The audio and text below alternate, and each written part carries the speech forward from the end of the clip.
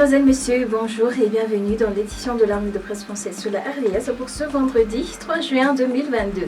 Ici Yannick Lalin, la présentation, mesure au console technique. Et comme toujours, on a le journal L'Express et la vérité.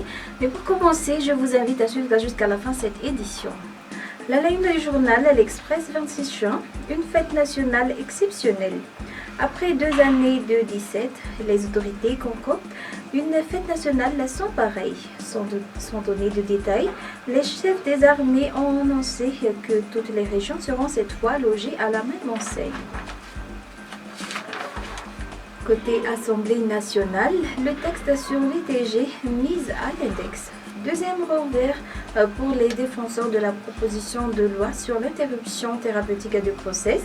Le texte a été retiré de l'ordre du jour, voté hier par la séance plénière de l'Assemblée nationale.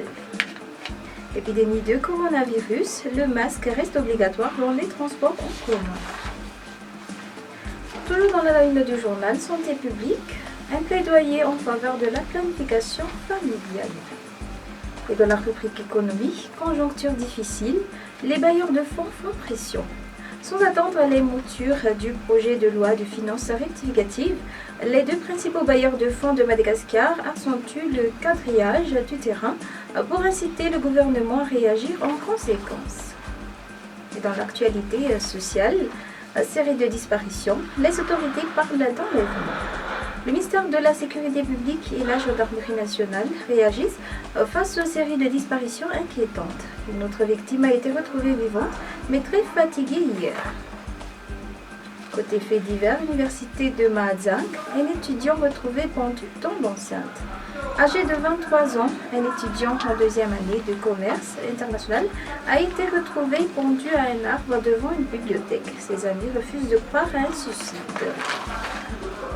Continuons par le journal La Vérité. À la ligne, maladie infectieuse, la variole du singe touche l'océan Indien.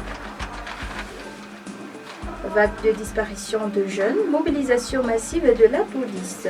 La police nationale sort finalement de son silence suite à la vague de disparition de jeunes, notamment de filles dans la capitale.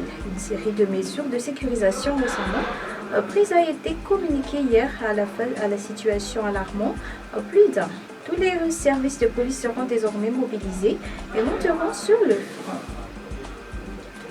Royaume-Uni, jubilé de platine pour la reine Elisabeth II. Et côté Covid-19, les masques, mais vous verrez les détails dans la page 5 du journal. Restons dans la rubrique société, association fictive des compléments alimentaires pour les candidats au CFE. Et voilà, c'est la fin de cette édition. Merci d'avoir suivi. Bonne journée à tous.